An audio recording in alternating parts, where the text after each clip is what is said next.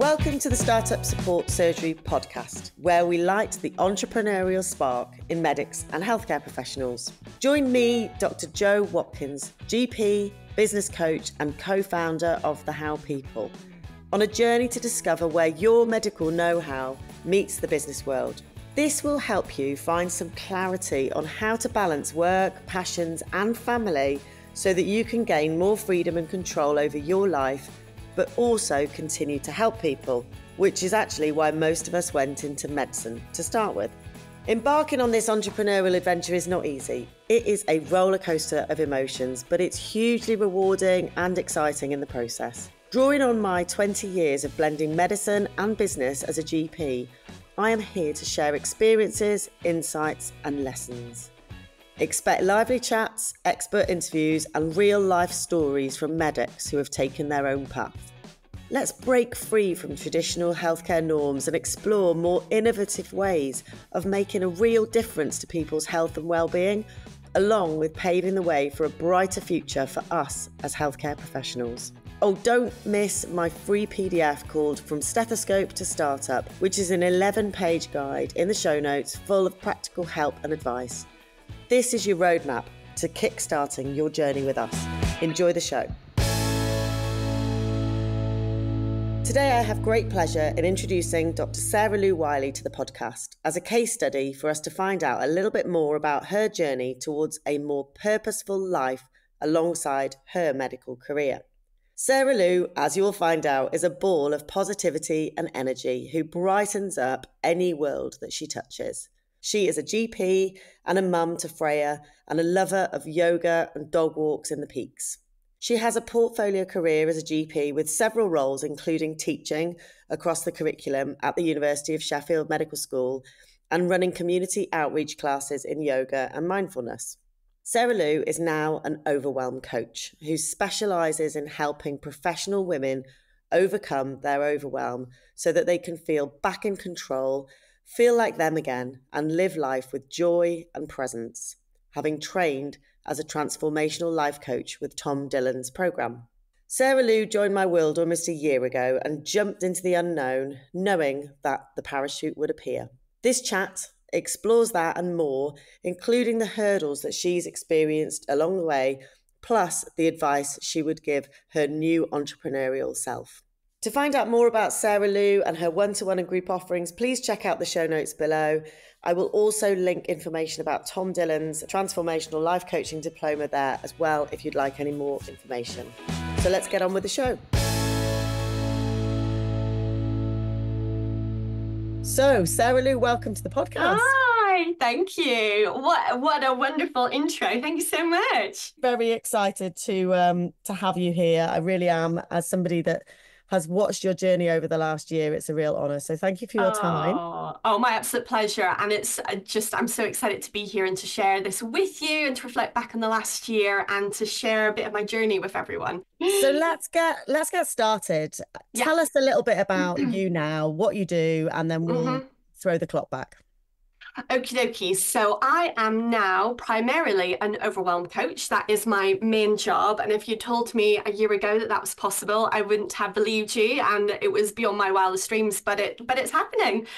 And I still am practicing as a GP, but in a smaller capacity. And I was a university tutor until quite recently, but I'm taking a bit of a break from that, just to create some space for my business to grow and to have some time for my daughter as she starts on her own school journey in September.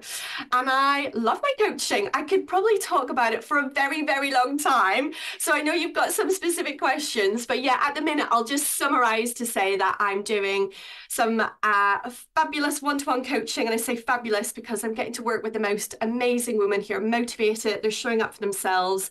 They want a better life for themselves and their loved ones, and they're there doing the work. To be on that journey with them is amazing and such an honor. And I'm about to start my second group program in September. No, I'm not, in October, for that community education coming together, which will be a really, it'd be really cool. That'll be my second group. So I'm really excited to get started with that. Wonderful. So let's turn the clock back a bit. I mean, we met, I think, a year ago. So Yeah. September 2023, because obviously Yeah. somebody could be listening to this podcast anytime in the future. Tell me what stage you were at then, what you were Okay. doing, Yeah. and what you Mm. were wanting out of life. Like, what was it that Mm. you didn't have that you were looking Mm. for? Yeah, so we met officially then for sure, but actually I was first in contact with you a few months before that in May 23, when I was driving to, I remember really clearly, driving to an education conference here in the South Yorkshire, and you were being interviewed on a podcast, I think with Rachel Morris. Yeah. Right. Yeah.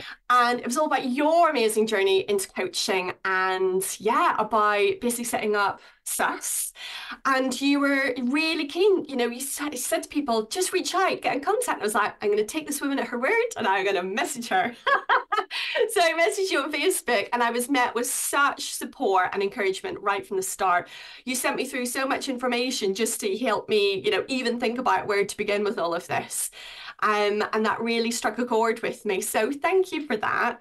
And so we were in contact just before I started my coaching diploma. So I started the coaching diploma in June 23, and then I signed up to SUS. I think I signed up in August because at that point I was just absolutely loving the diploma. It's an amazing diploma. So much knowledge to be gained and experience that you can glean from Helen and Tom. And I was also really aware that this is what I wanted to do. This is what I wanted my job to be. This is what I wanted my life to look like. But I didn't know. I don't really know how to make that happen because, as a medic, your life is plotted out for you. So I qualified at that stage. I've been qualified from uni for 15 years. I've been a GP for the best part of, I think, oh gosh, let's say nearly 10 years at that point. And, life had been completely plotted out for me. And actually, the thought of starting on this journey and setting up a business was something I just didn't know anyone had done it. I didn't know how to do it. I didn't know what it involved. I just knew I wanted to be a coach. I just knew I wanted to be a coach and that this business thing, this entrepreneurial journey was going to come hand in hand with it. So I reached out when I saw your opportunity to join SUS and kind of grabbed it with both hands. It was a bit of a lifeline really just to help me get started on that side of the journey that I was on. So I did it really early with the diploma. I think it was, literally a couple of months into the diploma when I started. Yeah. Okay, so you talk about SUS, and this has now become the name of the podcast, the Startup Support Surgery. And as I say to people, you've got to start before you're ready. And when I jumped into building this program back in September, October, I wasn't quite sure what direction it was going to take, what it was going to be called, but we very much, this SUS concept is about, sussing things out as you go along, sorting out the type of work you want to do, the niche you want to be in, and that journey you've been on from the beginning and that program. Can you talk a little bit about the benefits of that learning and the people that you've been surrounded by and how you think that's helped you? Oh gosh, yeah. I mean, so much. Where do I begin with all that? There's so much to begin from SUS that really I would have been a little bit like a ship with an anchor. I'm looking at your beautiful tropical background, Joe, as I think of this analogy. SUS for me was just that lifeline that I needed to give me a point of reference in a world where I'm not lying when I said I literally didn't know anything about becoming an entrepreneur. I knew how to be a GP, I knew how to be a medic, I knew how to pass uni exams, knew how to pass postgrad exams, get through appraisal every single year, but this was just felt really overwhelming. So when SUS opened up its doors, I think I was one of the first to sign up actually, and it just felt like a sense of relief to have someone like you, Joe, who's done it all before, who's willing to share your, amazing business knowledge and know-how, and also some really personal experiences. I just felt I could really relate to that versus maybe some of the other offerings that are out there. And also to do that and have the modules to work through. So at the first time, I was like, oh gosh, how am I going to manage to do it all together? How am I going to manage to do my uni work, my doctoring work, showing up, being a mum, doing the diploma and doing the modules, but actually having the modules there that I could watch in my own time as I need it to and just digest at the right time, at the right point, because I'm going to be a little bit, I was a bit naughty and dipped forward and then back at times, which, actually I think worked for me, but there was always a bit of a direction because I got to talk to you about it, what direction to go with it. And so to have your experience was amazing, and actually to be in a group of women largely women. I think we do have one guy actually. I dare not mention him, but yeah. Hi Richard. Oh, That Richard. I know, bless him. To have this group, like we're just in it together. We're in it together. We're coming at it from actually really different points of view and really different lives and different stages of life. But actually, we all had the same goal. We all had the same hope. We all had the same dream in mind. And it's amazing how like-minded you can be with a group of people who, on face value, you maybe look really different actually. And to have that kind of shared experience and support, we've celebrated each other, we've been there for each other when maybe things haven't quite gone to plan, and also just general chit chat. Because Joe and I have been saying before, it can be lonely out there. It can be lonely doing this entrepreneurial journey, particularly when you're used to being surrounded by lots of staff and lots of patients, maybe physically in the building with you as a GP, in my case. That to have that contact and people that you can speak to at any time was just invaluable. Really was. Oh, brilliant. Well, I mean, Yeah. I don't want this to be a massive advert, but I am really grateful for you to say those things. And I mean every single word. But it is just awesome. And it's such a privilege for me to see you and, the other people that have been in the program from the beginning, like developing into these amazing swans and going out there into the world and doing your own thing and helping people, because this is the key, right? We all went into medicine to be able to help people, whether we're GPs, hospital medics, whatever we do. And actually, I think we all feel like we are unable to do the job that we wanted to do for our patients. Oh, So completely. to be able to offer another opportunity is great, isn't it? Yeah, absolutely. So for me, I felt for a long time that I'm a frustrated GP. It's a job that can at times be so wonderful and so incredibly hard and frustrating and draining. And to actually be able to have this offering of the coaching and being able to make it work in a way that I can access women all around the country. And I've had clients from around the world as well. Again, if you told me this last year, I would not have believed you. And to be able to do the work that I know I always could have done and to help people in a way that I know that they need and see them progress and grow and thrive again. It's just it's the best thing. And, really interestingly, doing the coaching diploma, doing SAS alongside being a medic, at times it's really hard. It's really hard to get it all to fit together. But I would say it's given me that little bit of joy back in GP again. It's given me that little bit of spark back again, feeling like I do have options back again in my career and in my life has allowed me to reinvest back in my time as a GP. Although there should be a bit of a disclaimer when you start a coaching diploma that you're probably going to start to run even later as a GP. Because you can't help but bring all these tools and skills to mind, and so it really enhances the patient's journey, but it does mean that time management does go a little bit out the window. Absolutely. But do you still want general practice to be a part of your life? Is that right? Yeah, I do for the next, I'm going to say few years. I'm going to hedge my bets and say the next few years, I want to still be working as a GP. I think my dream at the minute is to be able to grow the business in a way that gives me a lot of freedom back in my life to have as much time off I need with my daughter during her school holidays and to be allowed us to travel as well. So we'll see what happens. But yes, at the minute, a little sprinkling of GP throughout the month just keeps it ticking over for me. And actually, I do work now in GP that I maybe hadn't expected I was going to do. And it's a bit more out of hours. And I'm really actually enjoying that. I'm enjoying that acute side of things again. So it's nice. I feel like there's some balance. I guess that's the key word here, a bit of balance back now in life, which didn't exist before, for sure. Wonderful. So 2 words there that I'd like to pick up on. One is Oh, freedom and one is balance. aha, Because I yes, think those are 2 things that we all, especially as parents, yeah, we as and mums, we want to bring that into our lives. Now, some yeah, would argue that running a business can quite often not give you a great balance and yeah, sometimes feel like you've just created another job that no one else can do except for you.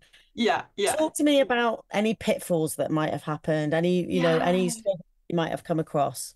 So yes, I'll be completely honest. The last year has had big highs and some lows as well. Got to be completely realistic about this. Setting up your own business while still working as GP and being a mum to a preschooler has been adventurous at times. That's a good way to say it. And the idea of balance and freedom at times felt completely like it had gone out the window. However, that's been my why. That's been my why all along, my why to do this. You know, when you think about being a medic, I think so many of us think about, you know, like being in the trenches, or we're stuck in that rut, or we're on the treadmill or the hamster wheel. There's so many analogies that we can bring to mind about work. And my why was, I want freedom from that. I want freedom to be able to enjoy work again. I want freedom to be able to have time off and travel as I want to. I want freedom to actually be able to feel present with my daughter and not feeling like I was really beaten into the ground by the day job, which I think a lot of us do experience. And balance, to have that kind of say and that agency over my timetable. So I've worked as a locum GP for a number of years, but actually that balance that I wanted to create in life wasn't there as much as I wanted it to. I guess the balance I'm talking about is to be able to go and take my laptop with me and coach someone from, you know, the other side of the world. So I'm going to Australia with my husband and little one in the new year, and I fully expect I'll do a little bit of coaching from there just to keep things ticking over. And, you know, I couldn't have done that with GP. I couldn't have taken that with me. And you might be thinking, well, I don't want to take that with me, but actually it feels really exciting to have that option, to have that ability to go and do that amazing trip and to be able to, you know, let's face it, afford it and pay for it at the same time and get those things ticking over. So the balance at times felt really hard to manage. And again, having something like Sus, or having someone to talk to like Joe, or, you know, people, you need people in your life to keep you grounded and give you some perspective. Because again, I'm going to identify maybe with a lot of female medics here that when we're given a task, we just grab it with both hands and we just go for it, don't we? You know, give me a job to do and I will do it. And then we like, okay, so who's going to tell me I've done a good job? Where's my certificate? Because that's what we've done all along. You know, think about we went to uni at 18, most of us. I'm now 39, so that's 20 years plus school of proving myself time and time again. And so actually when that balance started to slip for me, I had amazing support of my husband giving me that kind of just reality check of, you know, are you okay? Number one. And number two, which direction do you want to be going with this? And then having you, Joe, because we've also done one-to-one together, haven't we?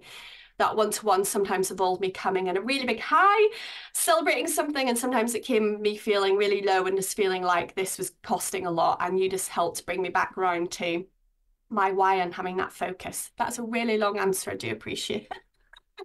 No, It's a really long answer. But this concept of your why is so important, isn't it? And I talk about this relentlessly. And actually, it's the first thing I say to people when they come for a discovery call or they come and start the program or one-to-one. I'm like, well, why are you doing this anyway? What does that look like? Because it looks different for everybody. And interestingly enough, I think our whys are quite similar, but not everybody has those whys of flexibility and freedom. For others, it's different things. So knowing that before you embark on this, I think is one of my top tips. But I think as we go through the program, there are so many things. But what would you pull out and what would you say to maybe your previous self or to somebody starting out doing a coaching diploma, doing lifestyle medicine, trying to pull together a menopause clinic, whatever it may be, alongside their medical career? What advice would you give them? Maybe 3 things that you would say to them. 3 pieces of advice. You know, I was thinking about this last night, actually, because I thought you were going to ask me this. And you know what? Oh, gosh, I could say so many things. But the first thing would be, it's going to all be okay. It's going to all be okay. You have so much strength and ability and knowledge and so much to give that you will find a way through this. When I say it's all going to be okay, it's just learning to lean into yourself, learning to lean into what it is that you've got to offer. I think, unfortunately, and I don't want to be on here, you know, beating up the NHS or saying anything like that, but, you know, it's really tough out there. It's really, really tough, that day job at the minute. And we feel like we've lost that sense of being valued and appreciated. And so if you can capture some of that essence of really what excites you about your topic, whether it's menopause, lifestyle medicine, coaching, you know, mental health, you just think when you reignite that flame of interest and you start to give it time and energy, just imagine what can grow from it. And I guess it's that sense of it'll all be okay, but also believe in yourself, believe in what you've got to offer. Believe you've got something to talk about that people want to hear. Believe that there are people out there. Honestly, a year ago, if I'd said this to myself, I wouldn't have believed it. But there are people out there currently looking for you, Googling you, wondering where you are, needing you. And so you just need to be able to lean into your strengths, your ability, and just start to believe in yourself again. Just have that hope back. I don't know if that's one thing or a few things tied into one there. And the other thing I'd really say about is there's not a path. So every entrepreneurial's journey will look different. Of course it will. But there are things to do. There are things to do, maybe in an order, maybe not quite in an order, but there's definitely things to do. There's a lot of, I used to call it scaffolding, didn't I, Joe? I felt like I was building scaffolding so I could then build a building. And I guess what I'm talking about is a lot of the back end stuff. And this is where you just need to know about what you need to do, basically. So this is where you do need to go and learn something new. So invest in having that knowledge come to you, and however that you do that, however that's packaged up in a way that works for you, but have a way to learn from someone or something that's been there before you. And then the third thing, although I think I might have said a few already, is that I would actually say really lean into your intuition. So as a medic, as a GP, as a hospital medic, you just know things, don't you? Sometimes you just know things and you know what you need to do, or you know what needs to be said, or what needs your attention next. At the start of this journey, you're going to feel like you've got no sense of that at all. But as you start to cultivate it, that little voice is going to start coming up inside of you again. And I think every time I've not listened to my intuition or that gut feeling is when I've encountered friction. And actually every time that I have had a big leap forward with things is when I've leaned into and just trusted that sense of what I knew would be right for me. And that's when you start to gain that knowledge of yourself, knowledge of what you want your client's problem to look like, how you will fix it. Just start to believe in that knowledge and trust in that intuition, then having that alongside the structure, having that alongside kind of the bits that need to be done at certain times.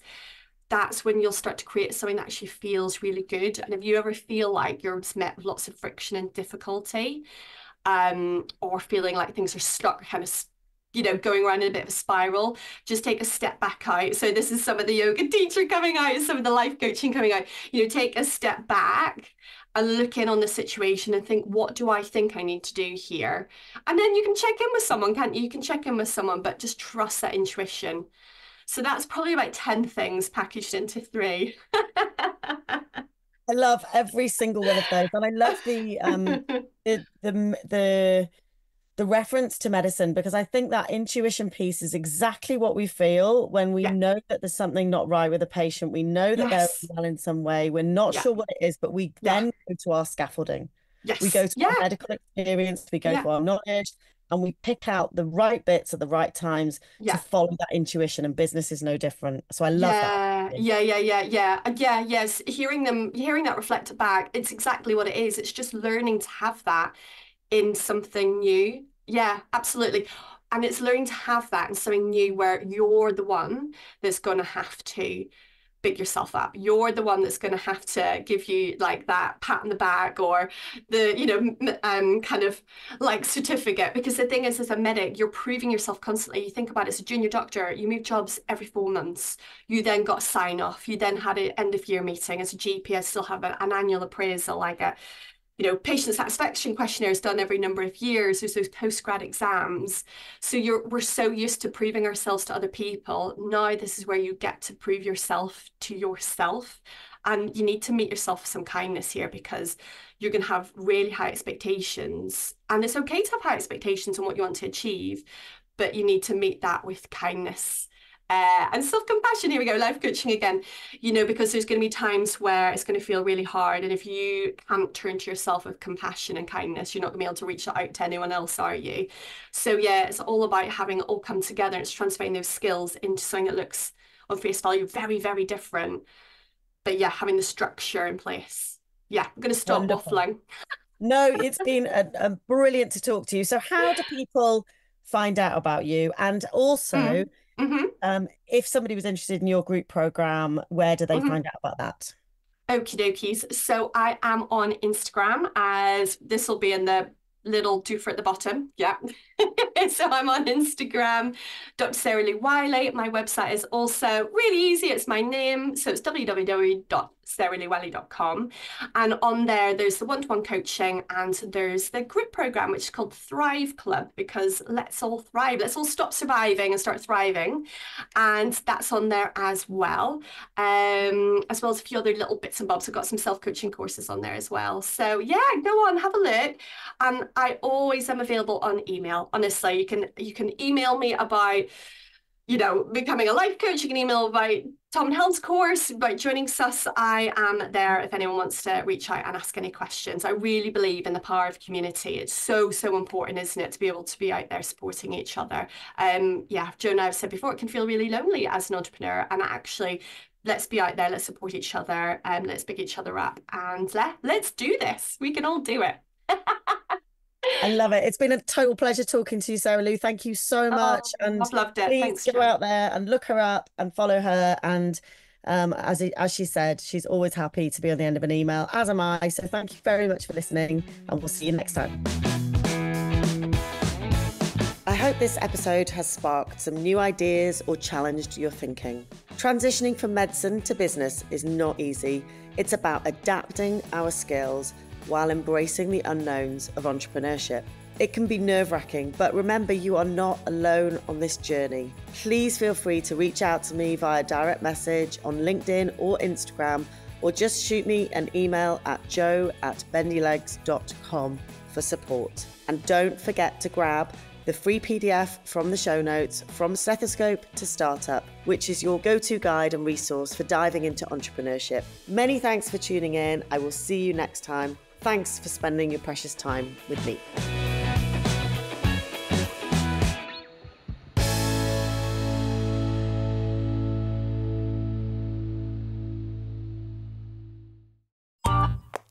This has been a Monkey Pants Productions podcast.